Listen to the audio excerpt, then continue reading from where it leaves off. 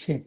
અને I have verified, એ જે પણ કે, ધારો કે Rekhaben, if he talks about hypothalamus, he talks about pituitary, he talks about various hormones, and he talks about how that influences who you are.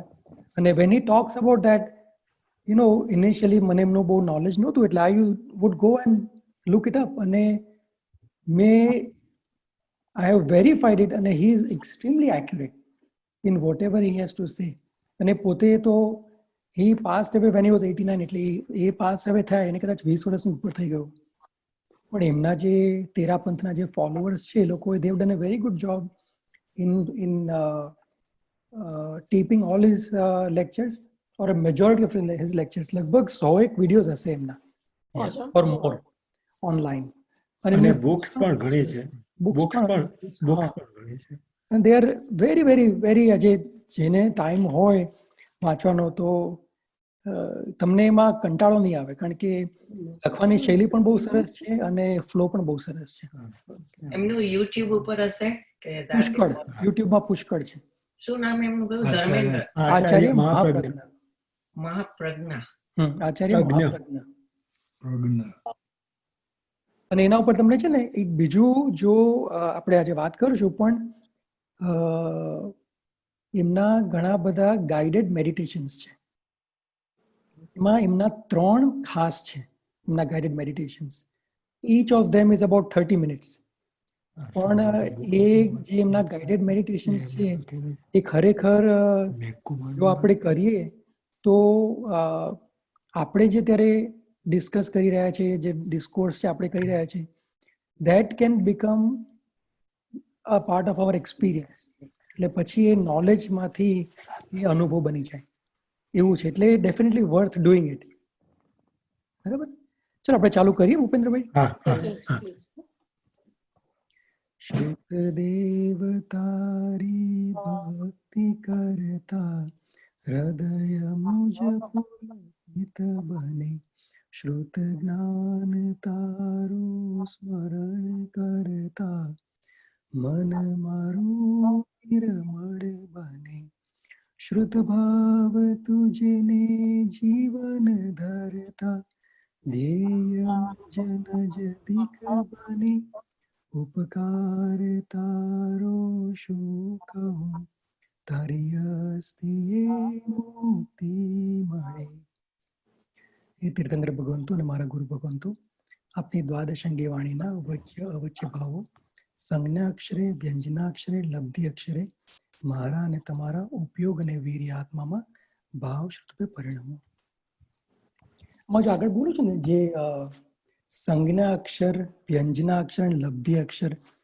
સંજ્ઞા અક્ષર એટલે ધારો કે આપણે જે વાંચન કરતા હોઈએ તો એ અક્ષરનો જે આકાર હોય ને એને સંજ્ઞા અક્ષર કહેવાય.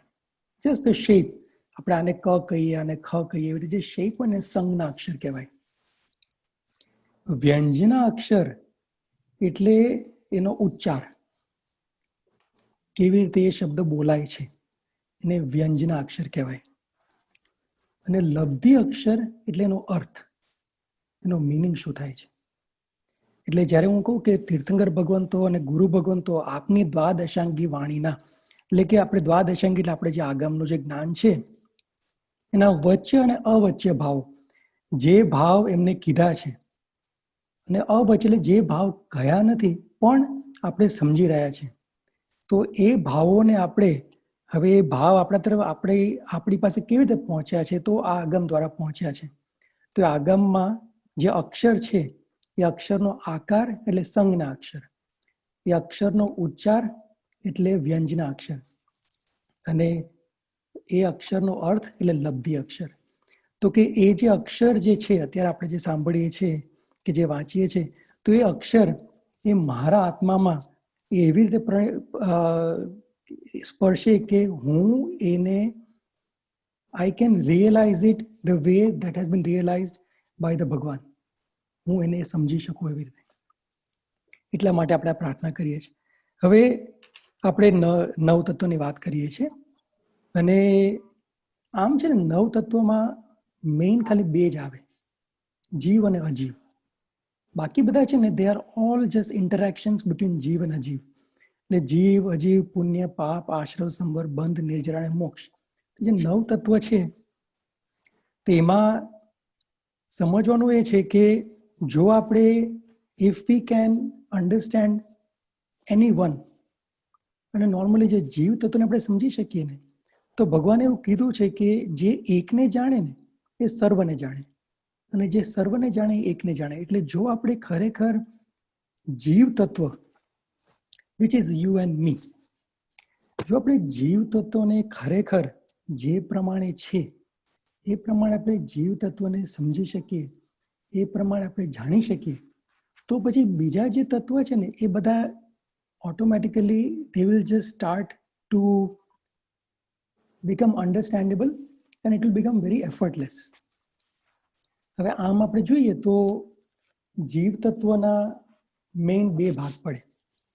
જીવ તત્વના એક સંસારી કહેવાય અને સિદ્ધ કહેવાય, બીજા સિદ્ધ કહેવાય. સિદ્ધ એટલે કે જેનો મોક્ષ થઈ ગયો છે, જે સંસારમાં અત્યારે કોઈ પણ ફોર્મમાં એક્ઝિસ્ટ નથી થતા. they do not exist in this સંસાર that we know of. એટલે એમનો મોક્ષ થઈ ગયો છે, એટલે એમને સિદ્ધ કહીએ છીએ. એટલે એ સિદ્ધ જીવ. અને બીજા રહ્યા સંસારી જીવ.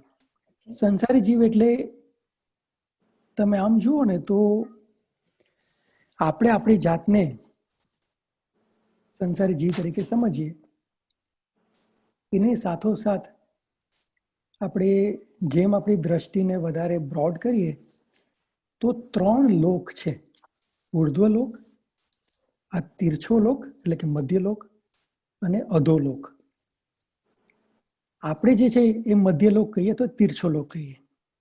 આપણી જે ઉપર છે આકાશમાં, તમે ઉપર ઉપર ઉપર ઉપર જાઓ અસંખ્ય ઇન્ફાઇનાઇટ કાઉન્ટલેસ માઇલ સુધી, એ બધું ઉર્ધ્વલોકમાં આવે.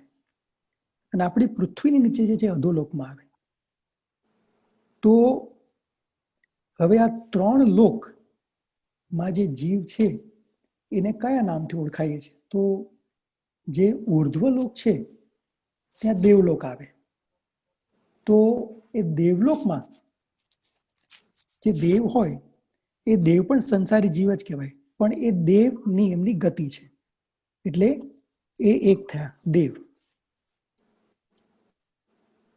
આ જે મધ્યલોક છે એમાં 2 પ્રકારના જીવ આવે. એક આપણે મનુષ્ય અને બીજા તિર્યંચ. તિર્યંચ એટલે જે પણ એકેન્દ્રિય, 2 ઇન્દ્રિય, 3 ઇન્દ્રિય, 4 ઇન્દ્રિય, 5 ઇન્દ્રિય, કે જેને 5 સેન્સીસ હોય, કે 4 હોય, કે 3 હોય, 2 હોય, કે 1 હોય, એ બધા તિર્યંચમાં આવે. પણ આપણે જે પંચેન્દ્રિય છે એમાં વી આર, આપણે તિર્યંચ ના કહેવાય, આપણે મનુષ્ય કહેવાય. વી હેવ 5 સેન્સીસ, પણ we are much more developed. એટલે આપણે મનુષ્ય અને બાકી તિર્યંચ એ આ તીર્છાલોકમાં આવે, મધ્યલોકમાં આવે. અને જે અધોલોક છે એ અધોલોકમાં નરક આવે. તો નરક છે એ 7 નરક છે. આપણે નીચે એક પછી એક તમે જાઓ તો 7 નરક આવે. અને એ નરકમાં તમે જેમ જેમ જેમ જેમ નીચે જતા જાઓ એમ એમ એમ એ નરક વધારે ને વધારે વધારે ને વધારે વધારે વધારે દુઃખદાયક બનતી જાય. એટલે 7મી નરક છે એ ત્યાં સૌથી વધારે દુઃખ હોય. કોઈ પણ નરકમાં સુખની અપેક્ષા રાખવાની નહીં, પણ 7મી નરકમાં જાઓ ત્યારે એનું જે દુઃખ હોય એ પહેલી નરક કરતા ઘણું વધારે, ઘણું વધારે. એટલે એ 7 નરક. તો એના જે જીવ છે ને નારકીના જીવ કહેવાય. નારકીના જીવ અધોલોકમાં, મનુષ્ય અને તિર્યંચ મધ્યલોકમાં, અને ઉર્ધ્વલોકમાં દેવ. હવે જે દેવ છે તો એ દેવલોકમાં આમ તમે જુઓ ને તો 12 દેવલોક હોય, એની ઉપર બીજા 9 દેવૈક હોય, વિચ આર હાયર કક્ષા ઓફ દેવલોક. અને એની ઉપર 5 અનુત્તર વિમાન છે. 5 અનુત્તર વિમાનની ઉપર પછી સિદ્ધિશિલા આવે, અને સિદ્ધિશિલાની ઉપર પછી સિદ્ધ ભગવાન બિરાજે. એટલે this is just a rough understanding of દેવલોક, તીર્છાલોક, નરક, અને જ્યાં જ્યાં સંસારી જીવ સ્થાયી છે, કે જ્યાં જ્યાં વિદ્યમાન છે સંસારી જીવો. તો આ કહેવાનું પ્રયોજન એ કે જે સિદ્ધ નથી એ બધાને સંસારી જીવમાં આપણે સમજી લેવાનું. એ બધા સંસારી જીવ છે. બીજું એ સમજવાનું કે આપણે અત્યારે ભલે આ ફોર્મમાં એક્ઝિસ્ટ થઈ રહ્યા હોઈએ મનુષ્યના ફોર્મમાં, પણ ભગવાને આગમમાં એવું ફરમાવ્યું છે કે આ સમગ્ર લોકમાં એવું કોઈ સ્થાન નથી કે જ્યાં આપણે જન્મ ના કર્યો હોય. ભગવાન એવું કહે છે કે આ સમગ્ર લોકમાં, હવે એમાં એક વસ્તુ બાદ કરવાની, ખાલી 5 અનુત્તર વિમાન છે ને, એ 5 અનુત્તર વિમાનમાં આપણે નથી ગયા, કારણ કે જે 5 અનુત્તર વિમાનમાંથી આવે ને એના પછીના ભાવમાં અવશ્ય મોક્ષ થઈ જાય. એટલે એ 5 અનુત્તર વિમાન છે એમાં આપણે નથી ગયા. પણ એના સિવાય સમગ્ર લોકમાં ભગવાને એવું કહ્યું છે કે એક સોયની તમે ટીપ હોય, એ ટીપ જેટલી પણ જગ્યા નથી બાકી રાખી કે જ્યાં આ જીવે જન્મ ન લીધો હોય. એટલે આ વસ્તુને આપણે વી હેવ ટુ અન્ડરસ્ટેન્ડ અને વી હેવ ટુ એક્સેપ્ટ કે આજે પણ અત્યારે થઈ રહ્યું છે એમાં કશું નવું નથી. આપણે કોઈ પણ એવું 7 નરકમાં જઈ આવ્યા છે. 12 દેવલોક અને 9 ગ્રેવેક, એ બધાના સુખ છે, આપણે બધાના સુખ ભોગવીને આવ્યા છે. 7 નરકના જે ઉત્તરોત્તર દુઃખ, એ બધા દુઃખ આપણે ભોગવીને આવ્યા છે.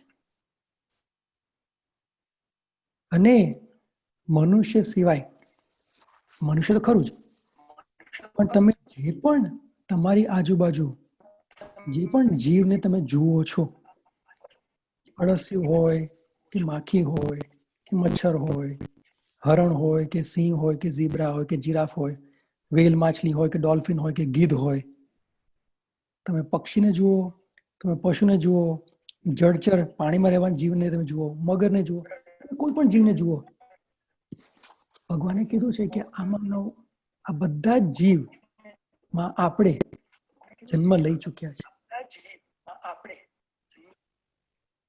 આમાં એક પણ ભાવ એવો નથી કે જે આપણે કર્યો નથી. એટલે હવે આ સમજવાનું એટલા માટે કે જ્યારે આપણે આજુબાજુ જોઈએ ને, તો એકવાર આપણે આપણી જાતને એવું કહી શકતા હોવા જોઈએ, અથવા કહેવું પડે કે હું અહીંયા પણ જઈને આવ્યો છું, હું આ પણ બનીને આવ્યો છું, આનું જીવન પણ હું જીવીને આવ્યો છું. એ આપણને અત્યારે છે ને, એ સમજવા માટે આપણા માટે અઘરું છે. એ માનવું પણ અઘરું છે. પણ જ્યારે ભગવાને આગમમાં કીધું હોય તો એ શ્રદ્ધા કર્યા વગર તો છૂટકો નથી, કારણ કે શ્રદ્ધાના પાયાથી જ આગળ શરૂઆત થશે આપણી પ્રગતિની. એટલે શ્રદ્ધા તો કરવી પડશે કે આજે કહે છે એ સાચું છે. હવે જ્યારે આપણે હવે કેવું છે કે એકવાર આપણે એ આપણી જાતને કહેવા લાગીએ કે આ બધા જીવ, આજે કીડી હોય કે મકોડો હોય, તમે ક્યાંય પણ જો, મચ્છર હોય, અને આપણે આપણી જાતની ખબર કહીએ કે આ ગતિમાં પણ હું જઈને આવ્યો છું, આ ભાવ પણ હું કરીને આવ્યો છું, એમ પછી તમે જ્યારે કે આપણે જ્યારે એની લાઈફ જોઈએ ને, તો આપણને ડિફરન્સીસ પણ દેખાશે અને ઘણી બધી સિમિલારિટીઝ દેખાવા માંડશે આપણને. આજે તમે કલ્પના કરો, જો ખાલી એક દિવસ માટે, અડધા દિવસ માટે, થોડા કલાકો માટે તમે કીડીને જુઓ ને, કે કીડી શું કરે છે આખો દિવસ. ઇફ યુ જસ્ટ સી કે કરે છે શું, એનું ઘર બનાવે. જોયું છે આપણે કીડિયારા જોયા છે ને, એનું ઘર બનાવે છે ને. કીડી એનું ઘર બનાવે છે, આપણે આપણું ઘર બનાવીએ છીએ. એમાં કોઈ ડિફરન્સ તો નથી ને. કદાચ સ્ટ્રક્ચર અલગ છે, ઇન્ટેલિજન્સ અલગ છે, કેપેબિલિટી અલગ છે, રિસોર્સિસ અલગ છે, પણ એટ ધી એન્ડ એ પોતાના શેલ્ટર માટે ઘર બનાવે છે અને આપણે આપણા શેલ્ટર માટે ઘર બનાવીએ છીએ. એટલે એક સામ્યતા તો ખરી ને, સિમિલારિટી ખરી ને. પછી બીજું કીડી શું કરે? ખાવાનું શોધે. જ્યાં એ તમે જુઓ તો ક્યાંય જો ગોળનો કટકો પડ્યો હોય, ખાંડ પડી હોય, કોઈ ખાવાનું પડ્યું હોય, કોઈ મરેલું અળસ્યું હોય, કંઈ પણ હોય, તો તમે જુઓ ને તો કીડીઓ ભેગી થઈ જાય અને પછી એમાંથી આઈડેન્ટિફાઈ કરે કે આ મારા માટે ફૂડ છે, આ મારા માટે એડિબલ છે, અને લઈ લે. અને પછી શું કરે? પોતાના ઘરમાં લઈ આવે. હવે એ જે કરે છે અને આપણે જે કરીએ છીએ એમાં કોઈ ડિફરન્સ નથી ને. આપણે જઈએ છીએ ને પટેલ બ્રધર્સમાં, થોડું ખાઈએ અને થોડું લાવીએ સાથે. એટલે કલ્પના કરવી પડે કે તમે જ્યારે એને જુઓ, જો થોડાક ધીરા પડીને, આપણે થોડાક ધીરા પડીએ ને, તો એટલી બધી સિમિલારિટી આપણને દેખાઈ શકે ને. હવે કીડી છે એ આખો દિવસ કામ કરે ને પછી સાંજના એના ઘરમાં, એના દરમાં જતી રહે, પછી આરામ કરે. એમાં ને આપણામાં પણ એ રૂટીનમાં પણ કોઈ ડિફરન્સ નથી. કીડીને પણ ઈંડા થાય, એને પણ બચ્ચા થાય. આપણે પણ રિપ્રોડક્ટિવ સિસ્ટમ ચાલુ જ હોય છે. આપણે પણ એવું કરીએ છીએ. પછી કીડીને તમે જુઓ તો ઘણીવાર ક્યાંક આજુબાજુ ક્યાંક આગ લાગી હોય કે કોઈ પાણી આવતું હોય તો ભાગે. એને પણ ભય સંજ્ઞા છે, એને પણ ભય લાગે છે. આપણા ઘરમાં આગ લાગે તો આપણે ભાગીએ. હવે તમે આમ તમે જુઓ તો કીડીની વાત કરી.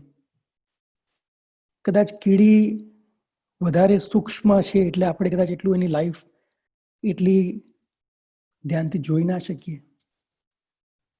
પણ if you look at the lives of પંચેન્દ્રિય જીવ, પક્ષીને તમે જુઓ તો તમે જુઓ ને બધા પક્ષીઓ માળા બનાવે, ઈંડા મૂકે, બચ્ચાને ખવડાવે, બધું કરતા હોય છે ને. આમ તમે જુઓ તો આપણું રૂટીન એના રૂટીનમાં સવારથી સાંજ ફર્યા કરતા હોય, ખાવાનું શોધ્યા કરતા હોય. આપણે ભાઈ દોડાદોડી શેના માટે કરીએ છીએ? ખાવા માટે શું દોડાદોડી કરીએ છીએ? એટલે જે આપણે છેલ્લા 2 સેશન્સથી એક જે ગાથા છે દશવૈકાલિક સૂત્રની, જે હું બોલ્યો છું, જે ભગવાને કીધી છે, સૌવ ભૂયપ ભૂયસ્સ. સૌવ ભૂયપ ભૂયસ્સ એટલે કે જે તમે આજુબાજુ જે પણ જીવ તમે જે જુઓ છો, સૌવ ભૂય અપ ભૂયસ્સ, એને તમે પોતાની સમાન જુઓ.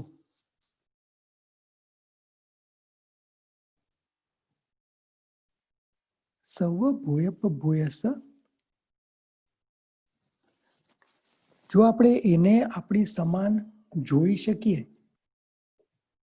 તો પછી એમાં છેલ્લી લાઈનમાં ભગવાને કીધું છે કે એ જીવ કે જે બધા જીવોને પોતાની સમાન જોઈ શકે, એ જીવ પાપ ના કરી શકે. પાવ કમ્મમ ન બંધઈ. કારણ કે હવે તમે કલ્પના કરો કે તમે તમારી જાતે ઇન્ટેન્શનલી, વિથ ઇન્ટેન્શન, તમે બાજુવાળાનું ઘર બાળવા જશો? તમે જાણી જોઈને બાજુવાળાને મારવા જશો? કદાચ ઝઘડો થયો અને આપણે કરતા હોય મારામારી થઈ જાય ગુસ્સે, પણ વિધાઉટ એની રીઝન, જસ્ટ મારું ધ્યાન ના રહ્યું, તમારો છોકરો ઉડી ગયો મારી ગાડી નીચે, એવું થાય? એવું આપણે બને એમ કે આપણે એટલા બેદરકાર બનીએ કે જોયા જાણ્યા વગર નેબરના છોકરાને ઉડાવી દઈએ, આંખો બંધ કરીને ગાડી ચલાવીએ? નથી કરતા ને આપણે કોઈ દિવસ એવું. We are very very careful. તો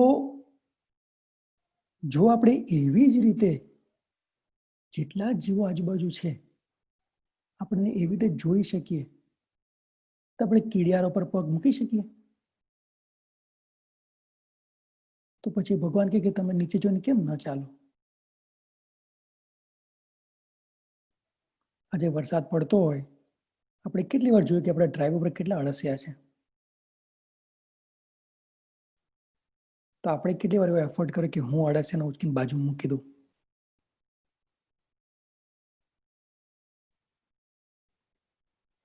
કલ્પના કરવી પડે, કારણ કે ભાઈ આમાં કેવું છે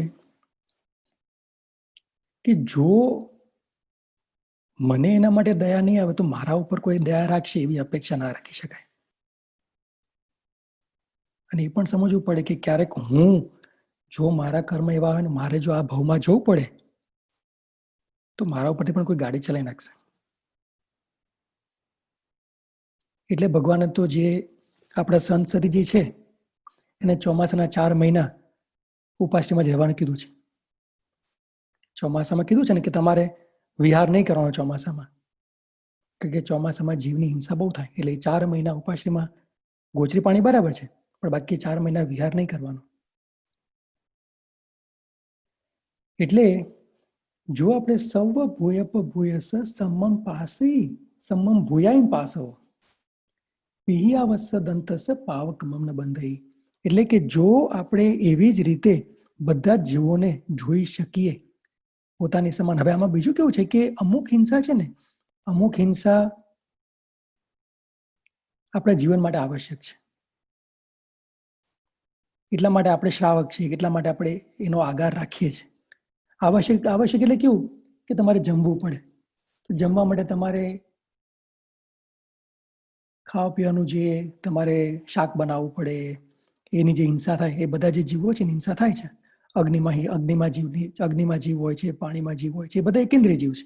એ બધા વન સેન્સ વાળા જીવ છે. એટલે જો કોઈને ખ્યાલ ના હોય તો હું તમને કહું કે પૃથ્વીકાય, અપકાય, તેવકાય, વાવકાય અને વનસ્પતિકાય. પૃથ્વીકાય એટલે પૃથ્વી, જમીન. તો જમીનમાં જીવ છે. અપકાય એટલે પાણી, પાણી પોતે જ જીવ છે અને પાણીને આશ્રિત અનેક જીવો, અસંખ્યાત જીવો રહે છે. પાણી પોતે જ જીવ છે. એટલા માટે ભગવાને કીધું છે કે જો તમારે પાણી વાપરવું હોય તો તમે પાણી એકવાર ઉકાળીને તમે વાપરો, કારણ કે પછી પાણી અચેત થઈ જાય. નહીતર પછી એમાં દર 2 ઘડીએ અસંખ્યાત જીવો ઉત્પન્ન થયા જ કરે, ઉત્પન્ન થયા જ કરે, ઉત્પન્ન થયા જ કરે. એટલે તમને અસંખ્યાત જીવની હિંસાનું પાપ લાગે. પણ જો તમે પાણી ઉકાળો તો તમને એક વખત એ હિંસાનું પાપ લાગે. પેલામાં તમારે ફરી ફરી ફરી ફરી એ જીવનું પાપ લાગે. એટલા માટે ભગવાને કીધું કે તમે પાણીને અચેત કરીને વાપરો. અપકાય પછી વાવકાય એટલે પવન, પવન પોતે જીવ છે, વાયુ પોતે જ જીવ છે. એટલે હવે તમે એમ કરો કે આપણે જ્યારે રૂમમાં બેસ્યા હોય ને પંખો ચાલુ કરીએ તો એમાં જે કહીએ ને કે વાયુકાયના જીવની હિંસા થાય છે, એ વાયુનો પણ જીવ છે. હવે આપણી સમજ અને આપણી દયા ત્યાં સુધી નથી પહોંચતી, કારણ કે આપણે હજી એ કક્ષાએ નથી. પણ જ્ઞાન માટે, જાણવા માટે આ જાણી લેવાનું ખરું.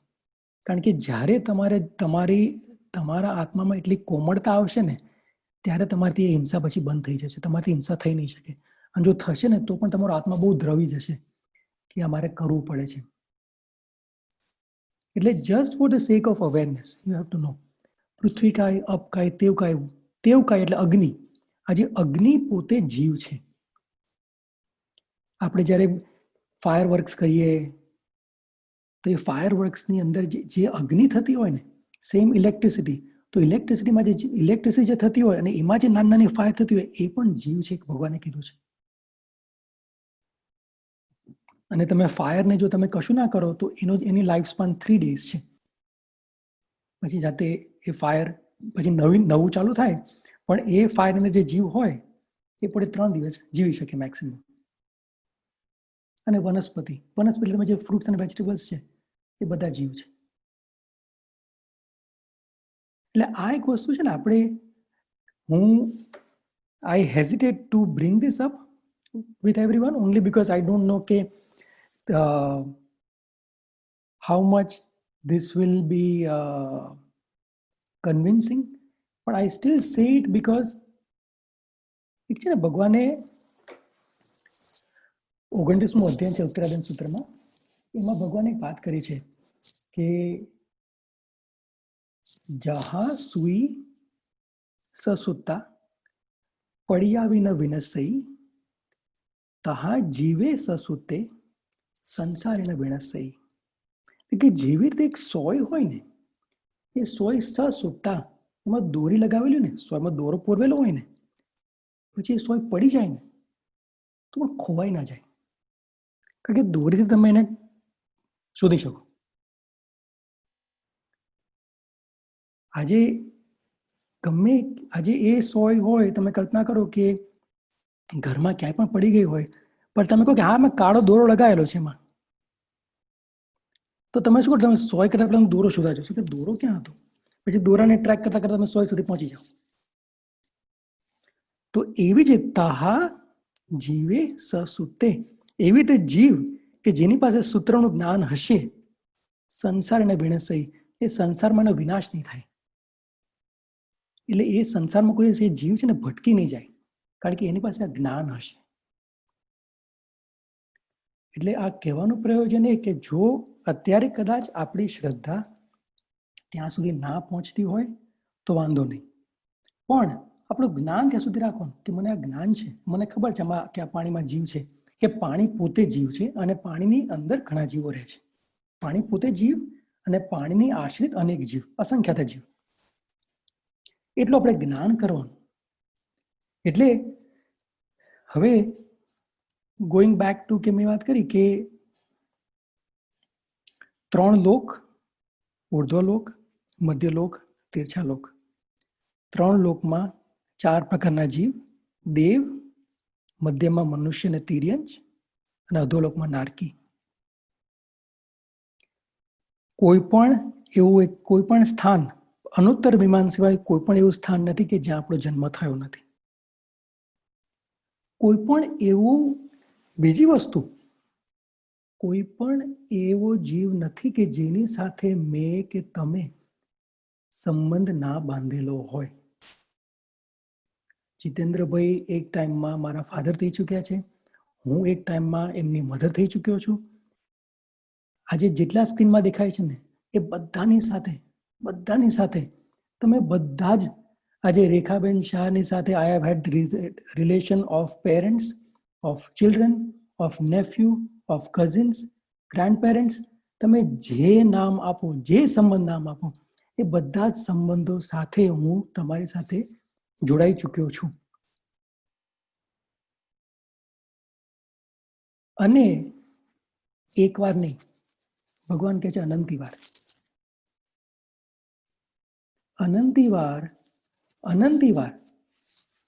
આપણે બધા જ એકબીજા સાથે બધા જ સંબંધોમાં જોડાઈ ચૂક્યા છીએ.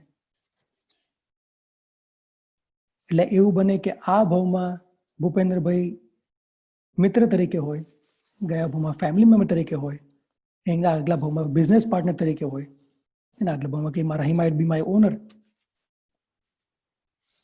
બધા જ ભાવમાં બધા જ સંબંધો કરી ચૂક્યા છે. આ બીજી વસ્તુ.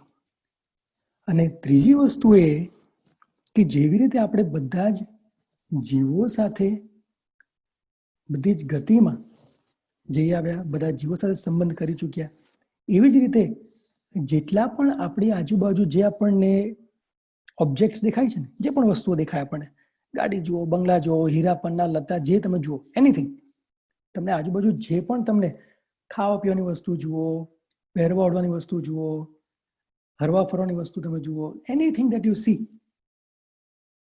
ભગવાન કહે છે કે આ દુનિયામાં there is not a single atom, not a single molecule that you have not experienced, enjoyed, not once but infinite times. એક વસ્તુ એવી નથી કે જે તમે એકવાર નહીં પણ અનંતી વાર ના માણી હોય, ના ભોગવી હોય. એવી એક વસ્તુ બાકી નથી રહી. એટલે બાજુવાળા ઘરવાળા જો ટેસ્લા ગાડી લઈને ફરતા હોય, મને એમ થાય કે આ ગાડી લેવા જેવી છે, આ ગાડી મેં ક્યારેય ચલાવી નથી. ભગવાન કહે છે કે એક વાર નહીં, અનંતી વાર ચલાવી છે આ ગાડી.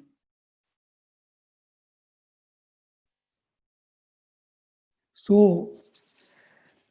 આ બેઝિક કોન્સેપ્ટ, આ 3 વસ્તુ છે ને, આપણે જો સમજી લઈએ ને તો આગળનું થોડુંક આપણા માટે ઇઝી થઈ જાય. કે કોઈ સ્થાન એવું નથી કે જ્યાં આપણે જઈ નથી આવ્યા, કોઈ સંબંધ એવો નથી કે જે આપણે બાંધ્યો નથી, કોઈ વસ્તુ એવી નથી કે જે આપણે ભોગવી નથી. એટલે આ વસ્તુ જો આપણે એકવાર આપણામાં અવેરનેસ આવી જાય તો પછી બીજો મુદ્દાનો પ્રશ્ન ઉભો થાય કે તો હજી આ ચક્કર કેમ ચાલ્યા જ કરે છે. પેલું ખબર છે, એરપોર્ટ આપણે ઉતરીએ ને એરપોર્ટ ઉપર તો પેલું કેરોઝલ હોય, એમ ફરિયાદ કરે, કોઈ એન્ડ જ ના આવે. એના પર કોઈ સામાન હોય કે ના હોય તો ફરિયાદ કરતું હોય, ગોળ ગોળ ફરિયાદ કરતું હોય. આપણે એવું જ છે, ચક્કર માર્યા કરે, એક ભાવથી બીજા ભાવ, એક ગતિથી બીજી ગતિ, એક સ્થાનથી બીજું સ્થાન, સંબંધો ચેન્જ થાય કરે, પણ એ કેરોઝલ પર ફરિયાદ કરી. આમાં તો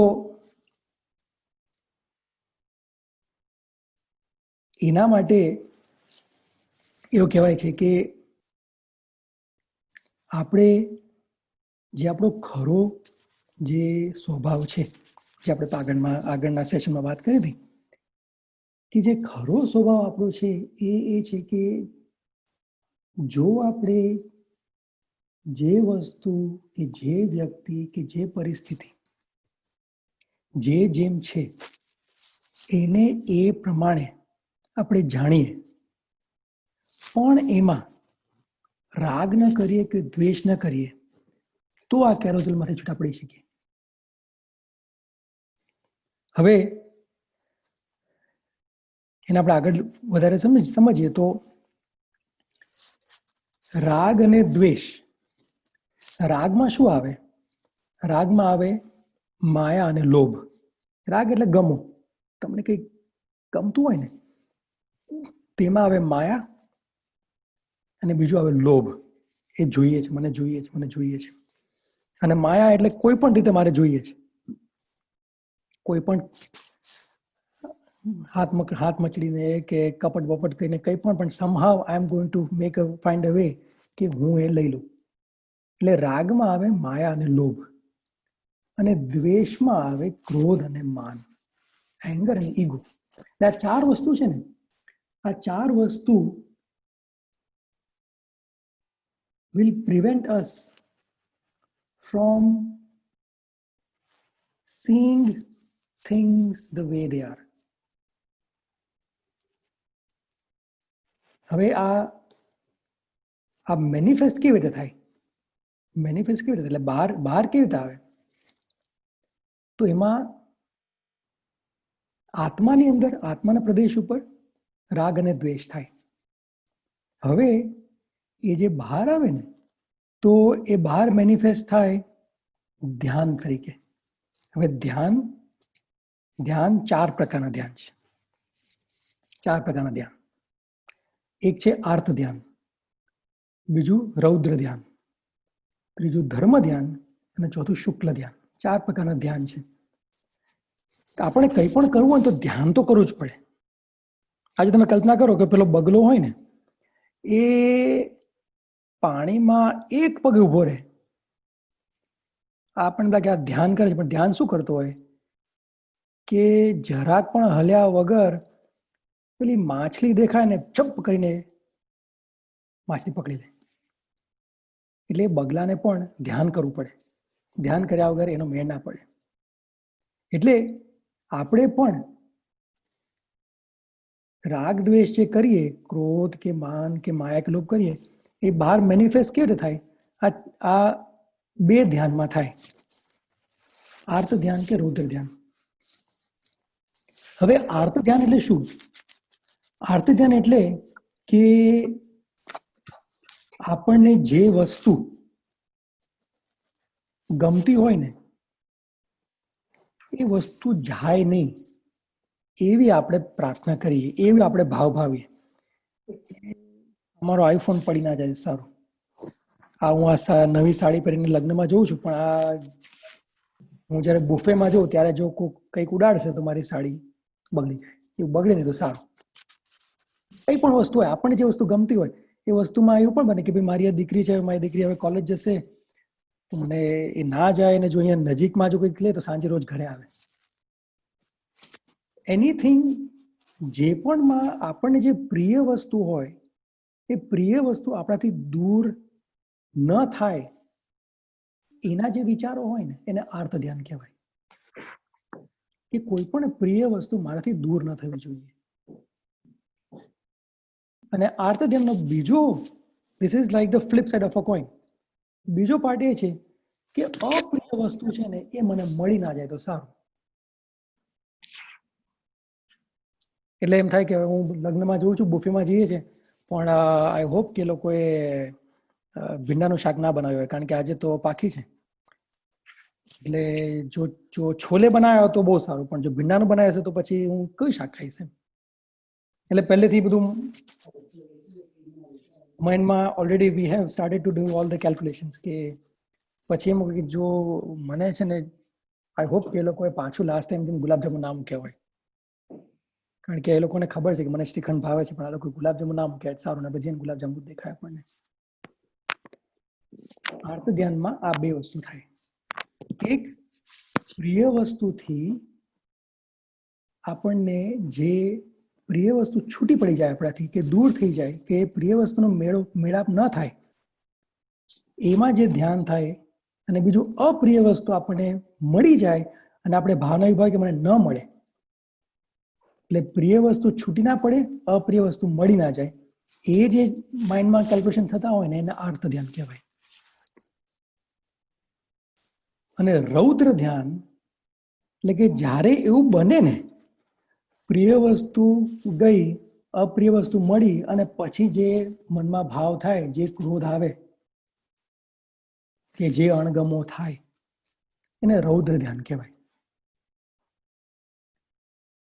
એટલે હવે તમે કલ્પના કરો, આમાં છે ને મારા પપ્પાના 4 બહેનોએ દીક્ષા લીધી છે. તો થોડા વર્ષો પહેલા એમને આ વાત કરી હતી ને, મારી સાથે રહી ગઈ. મારા સ્વામીએ કીધી હતી કે કલ્પના કરો કે આખો દિવસ 24 કલાકમાં તમારો કેટલો ટાઈમ એવો છે કે તમે કાં તો આર્તમાં કાં તો રૌદ્રમાં ના હો, એ ધ્યાનમાં ના હો.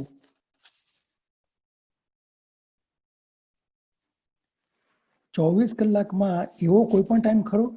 આજે તમે કલ્પના કરો, હવે રૂમમાં બેઠા છો, પંખો ચાલુ કર્યો ને કરે, ગરમી લાગવા માંડે, એમ થાય કે આ કોઈ પંખો ચાલુ કરે સારું, કોઈ બાણું ઓપન કરે સારું. એમ કોઈનો ફોન આવે ત્યારે આ ફોન આ ટાઈમે ક્યાં ફોન આવી ગયો?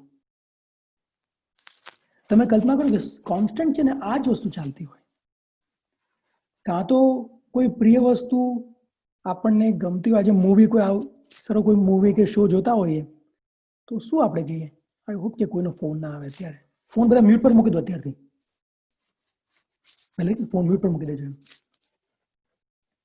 એટલે મોટા ભાગે આપણો આખો દિવસ છે ને કાં તો આર્ત ધ્યાનમાં જાય, અને આર્ત ધ્યાન પ્રમાણે જો વસ્તુ બને તો પછી રૌદ્ર ધ્યાન, બૂમાબૂમ થાય, ગુસ્સો થાય, કે મારામારી થઈ જાય, એવું કંઈક થાય. બરાબર? અને જ્યાં સુધી આ વસ્તુ માંથી આપણે છૂટા ના પડીએ ને ત્યાં સુધી આપણી પ્રગતિ ના થાય. હોય છે ને, એક ગામ હતું, એ ગામમાં મુલ્લા નસરુદ્દીન રહેતા હતા. તો મુલ્લા નસરુદ્દીન છે ને, he was considered to be very wise man. તો શું થયું કે પેલો ગામમાં કૂવો હોય ને, તો કૂવામાં એક કૂતરું પડ્યું અને મરી ગયું. એટલે બધા લોકો આવીને મુલ્લાને કીધું કે મુલ્લા, કૂતરું પડ્યું છે કૂવાની અંદર અને પાણીમાં બહુ વાસ આવે છે.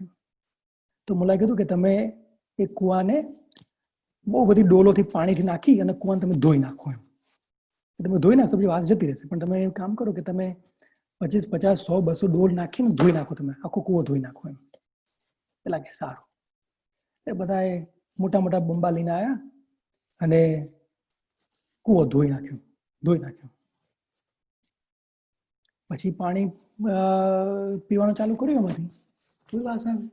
તો મુલ્લા પાછા ગયા કે મુલ્લા, અમે તો તમે કીધું પ્રમાણે કૂવાને ધોઈ નાખ્યો, પણ તો હજી પાણીમાંથી વાસ આવે છે ને ટેસ્ટ પણ ખરાબ આવે છે. મુલ્લા કે મરેલું કૂતરું બહાર કાઢ્યું હતું કે નહીં? તો કે ના, તમે એવું ક્યાં કહ્યું હતું? હવે મરેલું કૂતરું તો અંદર રહેવા દીધું અને પેલું પાણી ઉપર નાખ્યા કરે, એનાથી પ્રગતિ ના થાય. એટલે આપણે પણ જો પ્રગતિ કરવી હોય ને તો આપણે અંદર જ્યાં સુધી આ કશાય રહેશે ને, આ દુર્ધ્યાન રહેશે ને, ત્યાં સુધી આપણી પ્રગતિ નહીં થાય. જ્યાં સુધી આર્ત ધ્યાન રહેશે, રૌદ્ર ધ્યાન રહેશે, આપણે રાગદ્વેષ ચાલુ રહેશે, at a very very slightest stimulation ગુસ્સો આવી જાય કે અધીરા થઈ જઈએ, જ્યાં સુધી એ બધું ચાલુ રહે ને ત્યાં સુધી the next level of understanding or the next level of experience will be very very hard for us. એ થઈ નહીં શકે. આમાં બીજી એક બુક હું વાંચતો હતો થોડા વર્ષો પહેલા, પરમ તેજ કરીને એક બુક છે. તે બુકમાં એક મહારાજ સાહેબે સરસ એક્ઝામ્પલ આપ્યો હતો કે આપણે કેવી પરિસ્થિતિ છે કે આપણે નાના હતા ને ત્યારે પેલું ફેરફુંડળી ફરીએ ને, અને ઘણી વાર કેવું કે એકલા ફરતા હોય, ગોળ ગોળ ગોળ ગોળ ફરતા હોય, એકલા ફાસ્ટ ફાસ્ટ ફાસ્ટ ગોળ ગોળ ફરીએ, પછી ફરી ઉભા રહી જઈએ. આપણે ઉભા રહી જાય તો શું થાય? એમ લાગે આખી દુનિયા ફરે છે એવું લાગે. આપણે વર્ટિગો થાય ને, વર્ટિગો આખી દુનિયા ફરે છે એમ એવું લાગે. ખરેખર આખી દુનિયા ફરતી ના હોય, પણ લાગે કેવું કે આખી દુનિયા ફરે છે. અને કોઈ તમને એમ કે ના ભાઈ, દુનિયા નથી ફરતી, આ તારા માઇન્ડમાં ભ્રમ છે, દુનિયા ફરતી નથી. પણ કોઈને એ વખતે કે દુનિયા નથી ફરતી તો એ માણસ માનવા તૈયાર થાય? એ કે મને દેખાય છે બધું જ ફરે છે, I can see it, how can you tell me કે નથી ફરતી? જ્યાં સુધી આપણી અંદર એક કશાય રહેશે ને ત્યાં સુધી આપણને આવું જ લાગશે બધું. સાચી સમજ નહીં પડે. સાચી સમજ પડવા માટે છે ને કશાય જરા ઠંડા પાડવા પડે. એટલે if we have high intensity of anger or ego બહુ હોય, અથવા બધું લોભ પણ બહુ હોય, નવી વસ્તુ જોઈએ, બહુ બધી વસ્તુ જોઈએ, ઘણા બધા હોર્ડિંગ કરતા હોય, જ્યાં સુધી એ ટાઈપના કશાય હોય ને ત્યાં સુધી જે આ જ્ઞાન ભગવાને પીરસ્યું છે ને એ જ્ઞાન આપણને ચડી ના શકે. એટલે one of the efforts that we have to make is કે આપણે આપણા કશાય ઓછા કરવા પડે, તો ખરેખર વસ્તુ સ્થિતિ જે પ્રમાણે છે ને એ પ્રમાણે આપણે એને સમજી શકીએ. આજે ભગવાન બનવા માટે પણ આપણો ધર્મ જ એવો એક છે કે જેમાં એવું કહે છે કે every one of us can be ભગવાન. બીજા બધામાં તો હાયરાર્કી છે કે ભાઈ આ ભગવાન અને બાકી તમે બધા ફોલોઅર્સ, અને you will always be followers and he will always be God. આપણા ધર્મમાં એવું કહે છે કે ના, બધા જ જીવની અંદર ભગવાન બનવાની કેપેસિટી છે, અને અનંતા ભગવાન બની ચૂક્યા છે, અને અનંતા ભગવાન બની રહ્યા છે, અને અનંતા બનશે. અને આપણા બધામાં એક કેપેસિટી છે ભગવાન બનવાની. તો ભગવાન બનવા માટે પણ પહેલા વિતરાગી બનવું પડે, પછી કેવળ જ્ઞાન થાય. વિતરાગી બનવું પડે એટલે શું? કે તમારે પહેલા એ તમારા રાગ અને દ્વેષને જતા કરવા પડે. રાગ અને દ્વેષ જ્યાં સુધી તમારામાં રહે ત્યાં સુધી કેવળ જ્ઞાન થઈ ના શકે, અને ત્યાં સુધી આપણે ભગવાન સમાન કે ભગવાન બની ના શકીએ. સો this is going to be a foundation for us. હવે આમાં કેવું છે કે કોઈ એમ કે ભાઈ છોકરો માનતો નથી તો ગુસ્સો તો કરવો જ પડે ને, કે કોઈએ આવું કંઈક કર્યું જે આપણને યોગ્ય ના લાગ્યું તો મારે પ્રતિક્રિયા તો બતાવવી પડે ને. તો એમાં કેવી રીતે સમજવું પડે કે પરિસ્થિતિ બધી અનુકૂળ ન આવે.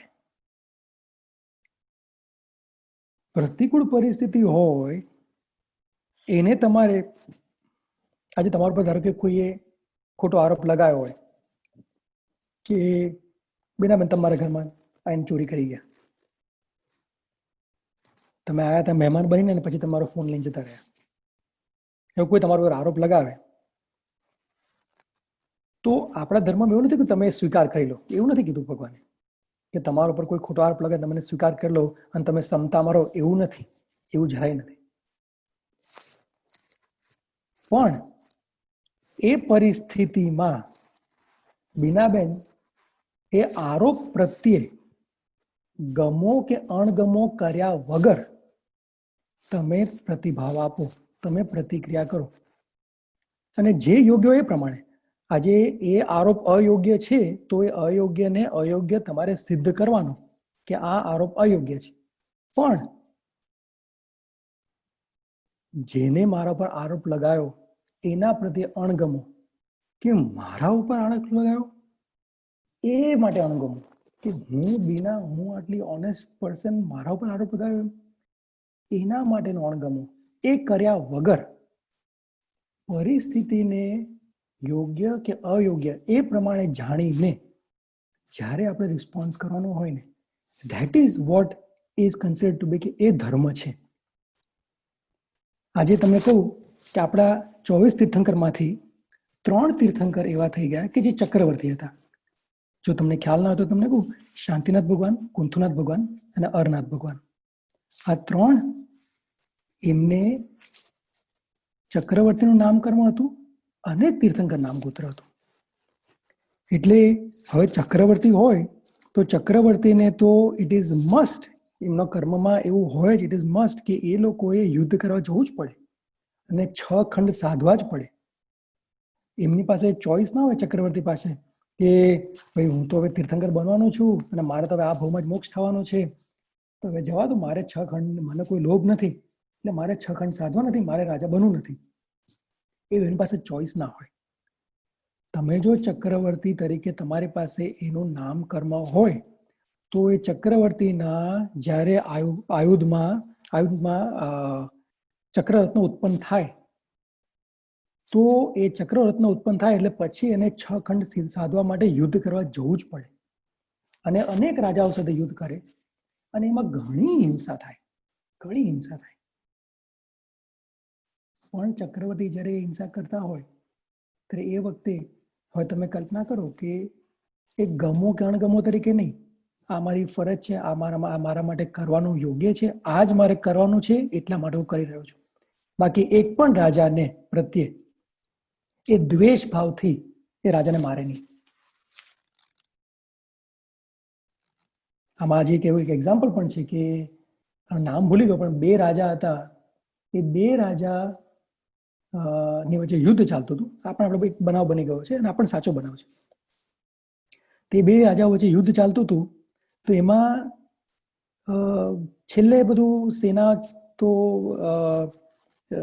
બાજુમાં મુકાઈ ગઈ અને 2 રાજાઓ સામસામે યુદ્ધ કરવા માંડ્યા અને પછી ટુ ધ પોઈન્ટ કે બંને હાથાપાઈ કરવા માંડ્યા, એકબીજા મારામારી યુદ્ધ કરવા માંડ્યા. હવે એક રાજા હતો, હી ફાઇનલી બીજા રાજાના છાતી પર ચડી ગયો અને પછી એને મારવાનો જ હતો ખંજરથી. જ્યારે મારવાનો હતો ત્યારે પછી એનું ખંજર બાજુ મૂકી દીધું અને નીચે ઉતરી ગયો છાતી ઉપરથી. તો પેલો બીજો રાજા છે એ સરપ્રાઈઝ કે તમે કેમ મને જીતો મૂકી દો, you are about to win this battle, why did you let me, why did you free me? કારણ કે મને તમારા ઉપર ગુસ્સો આવી ગયો. એટલે હવે તમે કલ્પના કરો કે આટલી વાર સુધી જે યુદ્ધ કરતો હતો ને ત્યારે એને એના માટે ક્રોધ નહોતો, પણ એને પોતાની પ્રજાની રક્ષા માટે એને યુદ્ધ કરવાનું હતું એટલે એને યુદ્ધ કર્યું અને યુદ્ધ કરતો હતો અને પૂરી નિષ્ઠાએ કરતો હતો. બટ ધ મોમેન્ટ એમને ક્રોધ આવી ગયો તો એને કીધું કે ના બસ હવે હું યુદ્ધ નહીં કરી શકું.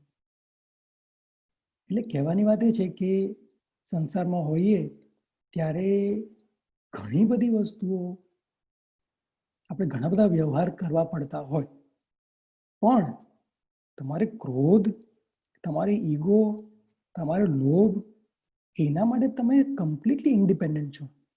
એના માટે તમારે કોઈ ડિપેન્ડન્સી નથી. તમને રેસ્ટોરન્ટમાં ધારો કે લેટ્સ સે જમવા જવું પડે, તમે જમવા જાઓ એ બને, પણ ત્યાં જમવા બેસો ત્યારે ગુલાબજાંબુ કેટલા ખાવા એ તમારા ઉપર નક્કી થાય છે. તમે અડધો પણ ખાઈ શકો, તમે એક પણ ખાઈ શકો, અને બધા 4 ખાય છે તો હું પણ 4 ખાઉં તો કોઈને ખબર નહીં પડે, આપણે 4 પણ ખાઈ લઈએ. એટલે કશાય કરવામાં આપણે ઇન્ડિપેન્ડન્ટ છીએ. પરિસ્થિતિમાં આપણે ઇન્ડિપેન્ડન્સ નથી હોતી ઘણીવાર, પણ એ પરિસ્થિતિની પ્રતિક્રિયામાં આપણે સંપૂર્ણપણે ઇન્ડિપેન્ડન્ટ છીએ. એટલે આપણે એ પ્રમાણે જોવું પડે. 4:53 થઈ છે, એટલે હવે આપણે કોઈને કંઈક છે કોઈ ક્વેશ્ચન કે એવું કંઈક આપણે 5-7 મિનિટ બાકી રહી છે એટલે પૂછી લઉં. ના હોય તો હું આગળ ચલાવું. ચલાવો આગળ. ઓકે, તમે રેખાબેન કંઈ કહેવાનું હતું? તમે એમ કહો છો ને પાણીમાં અસંખ્ય જીવો છે અને પાણી એ જ જીવ છે, પાણી એક જીવ છે, તો પણ એમાં પાછા અસંખ્ય જીવો છે. એને આશ્રિત અસંખ્ય How જીવો. can you prove that scientifically કે પાણી એ જ જીવ છે? અગ્નિ I know, I means I can understand, પણ પાણી એ જ જીવ છે. એ છે ને, હું તમને એ હું પ્રૂવ ના કરી શકું, કારણ કે ભગવાને એમના કેવળ જ્ઞાનમાં જોયું છે. એટલે હું it is something that is beyond my level of knowledge or experience. પણ એવી જ રીતે ભગવાન કહે છે વાયુમાં પણ જીવ છે. આજે જ્યારે કે પૃથ્વી છે, પૃથ્વી પોતે જીવ છે. હવે એ પણ એવી રીતે જ સમજવાનું છે કે આપણે જે ક્લે હોય, આજે જમીન ખોદતા હોય, તો કે જે આજે રોક્સ છે, તો એ રોક્સ છે એ પણ જીવ છે. ભગવાને બધામાં જીવ જોયેલા છે. એટલે એમાં આત્મા છે? હા, એમાં આત્મા છે. એટલે પાણીમાં તો આખા દરિયામાં એક આત્મા છે કે ના, એક ટીપાની અંદર અસંખ્ય આત્મા છે. તો એ તો અસંખ્ય જુદા જુદા જીવો થઈ ગયા, પણ પાણી એ જ જીવ છે એનું બોલવું. એમાં કેવું છે બેન કે એ છે ને શરીર શેર કરે છે. પાણીનું ટીપું એ શરીર, હું ક્લેરિફાય કરીને તમને કહી શકું, પણ પાણીની આશ્રિત જીવો તો આપણને ખબર છે, પણ પાણી પોતે એક ટીપું પાણી એની અંદર, હવે I can understand what you are saying કે ધેટ મીન્સ કે દે આર આશ્રિત but they are not itself જીવ. તમે એમ કહેવા માંગો છો ને? એટલે એની અંદર જીવો રહેલા છે પાણીમાં, પણ હું એમ કહું કે પાણી ઇટસેલ્ફ ઇઝ અ જીવ. એ મને એ બે વાક્ય નો ડિફરન્સ નથી સમજાતો. હું રેખાબેન, હું એના ઉપર થોડુંક ચિંતન કરી અને રિસર્ચ કરી I let you know next time. Okay, હું તમને જણાવું, કારણ કે I don't want to make up something that I am not 100% sure, પણ I will get back to you on that. આપણે નેક્સ્ટ ટાઈમ મળીએ ને, અથવા એની પહેલા જો મને મળી જશે ને, તો હું તમને ભૂપેન્દ્રભાઈ થ્રુ તમને મેસેજ કરી આપીશ. ઓકે, બરાબર. હવે છે ને આપણે મારે ખાલી 2 મિનિટમાં એક વાત કરવી હતી કે આપણે આની બાબતમાં વાત કરીએ છીએ. હવે આ જ્ઞાનના લેવલ ઉપર આપણા માટે બરાબર છે, પણ અનુભવના લેવલ ઉપર જ્યારે આપણે કરવું હોય કે ભાઈ ક્રોધ તો આવી જાય છે, કોઈ મને કંઈ કહે તો મને ઈગો તો થઈ જાય છે, વસ્તુ જોઈને એને લેવાનું મન તો મને થઈ જાય છે. તો જ્યારે અને જ્યારે એવું બને ત્યારે I don't see my self as different from that. I see that is who I am. When I get angry, I am getting angry. That is how I see it. And I become one with the anger. હું અને ક્રોધ એક બની જઈએ છીએ એ વખતે. અને ભગવાન એમ કહે છે કે ના, એ તું નથી, કારણ કે તારો સ્વભાવ તો કરુણા છે, તારો સ્વભાવ તો ક્રોધ છે જ નહીં. તો આમાં એવું બનતું કેવું હોય છે કે આપણે આટલા બધા ભાવોમાં એટલી બધી વાર એ જ વસ્તુ ઘૂંટેલી હોય કે કોઈક પ્રતિકૂળ વસ્તુ બને ને આપણને ક્રોધ આવી જાય કે it has now just become our identity. That is what we have now started to identify ourselves as. અને એમાંથી એ ચક્કરમાંથી બહાર નીકળવું હોય ને, તો જે આચાર્ય મહાપ્રજ્ઞની મેં તમને વાત કરી ને, જે ગાઈડેડ મેડિટેશન છે, એમાં એમનું એક મેડિટેશન છે ને, એ દીર્ઘ શ્વાસનું મેડિટેશન છે. દીર્ઘ શ્વાસ એટલે કે લાંબા શ્વાસ લેવાના. આઈ થિંક આપણે અમુક સેશન્સ પહેલા વાત કરી હતી કે લાંબા શ્વાસ લેવાના એમ. અને તમે હા રાઈટ, તો એ લાંબા શ્વાસમાં હમણાં જ મેં એમની બુક વાંચી એક, અને એમાં થોડું વધારે મને ક્લેરિફિકેશન મળ્યું કે, અને એમની બુક છે, જો ઇનકેસ જો તમને કોઈને if you are able to gate access two it, મન જીતે જીત કરીને બુક છે. એમાં એમને કીધું છે કે જે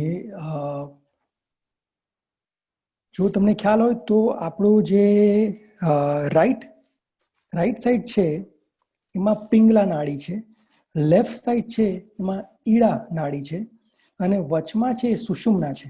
આ યોગીઓની ભાષા છે. there are systems, and I think Rekhaben, these are from one of my research, this is about the sympathetic system. Yeah. Okay, on the either side of the spinal cord. હવે પણ જે વચમાં છે એને સુષુમ્ના નાડી કહે છે. હવે ઈડા અને પિંગલા છે એ they end at the nostril level. Pingala જમણી બાજુ અને ઈડા ડાબી બાજુ, અને એ they run on each side of the spinal cord and they end at the level of the nostril. જે સુષુમ્ના છે, which is the cavity of the spinal cord, સેન્ટરમાંથી, એમાં એનર્જીનો ફ્લો થાય. એ જે છે that starts at the bottom of the spinal cord, મૂળધારા ચક્ર કે છે bottom, અને it goes all the way up to the head. અહીંયા સહસ્ત્રાર ચક્ર કે છે, આખું એક લાઈન છે. એટલે એ સ્પાઇનલ કોર્ડમાં સીધે સીધું ઉપર જાય, એની એનર્જી એવી રીતે ફ્લો થાય. તો આમને બુકમાં વાત એવી કરી હતી મહાપ્રજ્ઞાચાર્યએ કે જ્યારે આપણે દીર્ઘ શ્વાસ કરીએ, લાંબા શ્વાસ લઈએ, મીનિંગ વેરી સ્લો ઇન્હેલેશન અને very slow exhalation, if we continue that 15 minute, 20 minute, અડધો કલાક, જે પણ આપણે કરી શકતા હોય એ પ્રમાણે, તો ધીમે ધીમે શું થવા માંડે, આ એમનો અનુભવ છે, મારો અનુભવ નથી, પણ I am trying to work, see if I can experience it, કે થોડા સમય પછી તમને તમારા સ્પાઇનલ કોર્ડમાં પાછળ you will start experiencing vibrations. તમને એની વચમાં ઝંઝણાટ જેવું થાય, as the energy નીચે આપણા આઈ થિંક જૈનમાં નીચે કામ કેન્દ્ર કહે છે ને ઉપર જ્ઞાન કેન્દ્ર કહે છે. તો એ જે એનર્જીનો ફ્લો થાય અને એ સુષુમ્ના નાડીમાંથી જ્યારે ફ્લો થાય ત્યારે જો પૂરેપૂરી એકાગ્રતા હોય તો તમને તમારા સ્પાઇનલ કોર્ડમાં તમને વાઇબ્રેશન્સ ફીલ થાય. That is the first thing. That is the first level of concentration. Second level of concentration is કે તમને તમે પહેલા એક્સપિરિયન્સ ના કર્યું હોય ને એવું તમને ઠંડક લાગે, શાંતિનો અનુભવ થાય. That is the second level. અને third level, when you continue this, the third level is કે તમે કે આપણે નિર્વિચાર અવસ્થાને એક્સપિરિયન્સ કરી શકીએ, where the mind goes completely blank. There are કોઈ વિચાર ના આવે, કોઈ વિકલ્પો ના આવે, અને ત્યારે મન એકદમ શાંત થઈ જાય. These are the stages that would be experienced જો આપણે નિયમિતપણે આ દીર્ઘ શ્વાસનું ધ્યાન કરીએ. એટલે એના માટે એક ઇમ્પોર્ટન્ટ ખરું કે આપણે સમય નક્કી કરવો પડે, સ્થળ નક્કી કરવું પડે, અને it has to be done in a disciplined manner regularly. અને જેમ આમાં આપણી પૂરેપૂરી સાધનામાં એક જ છે કે તમે જેટલી એકાગ્રતા લાવી શકશો એમ જે પણ અનુભવ થઈ રહ્યા છે એ બધા તમને અનુભવ થઈ શકે, પણ એકાગ્રતા ઇઝ વેરી ઇમ્પોર્ટન્ટ. એટલે જો આપણે ધારો કે તમે આ દીર્ઘ શ્વાસનું ધ્યાન કરો તો કશાય વગરની અવસ્થાને આપણે એક્સપિરિયન્સ કરી શકીએ, અને it will then be experienced as કે that is really my home. that is when I feel most at peace. And then you start to spend more and more time in that space. હવે એ વખતે એવું જરૂરી નથી કે તમે ધ્યાનમાં જ બેસ્યા હોય. પછી એવું બને કે તમે હંમેશા એ સ્પેસમાં જ હો અને તમે તમારો વ્યવહાર બધા ચાલતા હોય, પણ you are still very much at peace and whatever comes at you એ તમને ડિસ્ટર્બ ના કરી શકે. તો એના માટે આ વસ્તુનું પહેલા બરાબર આપણે ઘૂંટણ કરવું પડે. એટલે આપણે આ જેટલું પણ સાંભળીએ છીએ એને અનુભવમાં લાવવા માટે ભગવાને સ્વાધ્યાય અને ધ્યાન બેની વાત કરી છે. એટલે આપણે સ્વાધ્યાય જે કરીએ, આપણે તે જે કરીએ છીએ સ્વાધ્યાય કરીએ, તો ધ્યાનને પણ આપણે એટલું જ મહાત્મ્ય આપવું પડે. એટલે એ બને ત્યાં સુધી તમે યુટ્યુબમાં આચાર્ય મહાપ્રજ્ઞ તમે ટાઈપ કરો અને આચાર્ય મહાપ્રજ્ઞ દીર્ઘ શ્વાસ તમે એવું ટાઈપ કરશો તો એનું આખું સરસ ગાઈડેડ મેડિટેશન આવશે. અને પછી you can do it yourself. અને hopefully at some point all of us will experience what he was experiencing. ચલો 5 ને 5 થઈ ગઈ. જસ્ટ ક્વિક રીકેપ કે ભાઈ આપણે 2 પ્રકારના જીવની વાત કરી, 4 ગતિની વાત કરી, 4 ધ્યાનની વાત કરી, પછી હા 4 ધ્યાનની વાત, હા બરાબર છે. એટલે વી covered the things that I wanted to. બરાબર છે, સરસ. ચલો, કોઈને કઈ પ્રશ્ન છે? આપણે ધર્મ ધ્યાન અને શુક્લ ધ્યાન ઉપર આપણે we will do it next time. તમે કહો. હા, આપણે આગળ કે આમાં એક લાઈનમાં તમને કહું ને તો ધર્મ ધ્યાન એટલે એક in just one line it is વસ્તુ કે પરિસ્થિતિનો જે સ્વભાવ છે એને એ પ્રમાણે જાણવો, એ ધર્મ ધ્યાન. અને શુક્લ ધ્યાન એટલે જ્યારે તમે આત્મામાં રમણતા કરતા હો. અને જનરલી જ્યારે શુક્લ ધ્યાનમાં જીવ હોય ને ત્યારે ધર્મ ધ્યાનમાં જે પણ અનુભવ થતા હોય ને એ બધા શુક્લ ધ્યાનમાં થઈ જાય. એટલે જે જીવ આજે ધારો કે કેવડી ભગવાન છે એ શુક્લ ધ્યાનમાં હોય તેમને બધી જ વસ્તુના બધા જ સ્વભાવ ખબર જ હોય, જે પ્રમાણે છે એ પ્રમાણે. એટલે વસ્તુનો સ્વભાવ એટલે શું કે આજે ધારો કે તમને હું એમ કહું કે આ શું છે, તો આજે ધારો કે હું આમ બતાવું ને તો કોઈ કહેશે પેન્સિલ છે, કોઈ કહેશે ગુલાબી રંગની આ દેખાય છે.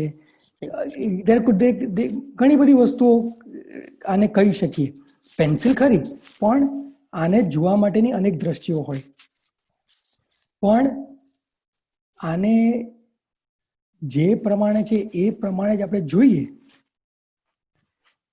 આજે હું તમને કહું કે ધારો કે તમે ગમા કે અણગમા કર્યા વગર જો તમે આને જુઓ તો તમને આની જેટલી જાણકારી મળશે એ તમે ગમો કે અણગમો કરવાથી નહીં મળે.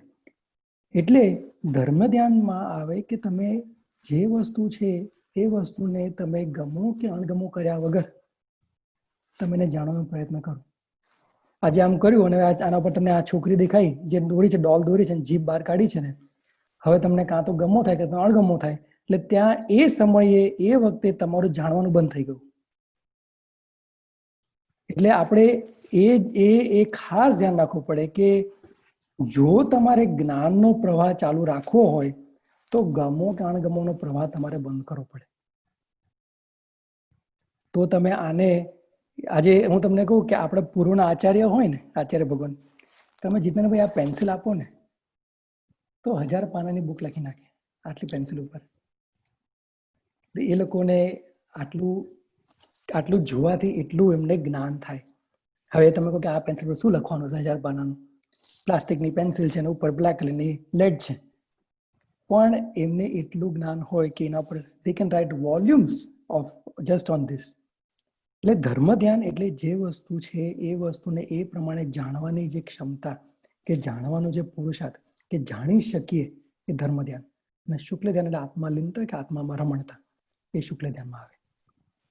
પછી આપણે એનો આપણે આગળ લઈશું નેક્સ્ટ ટાઈમ. બરાબર?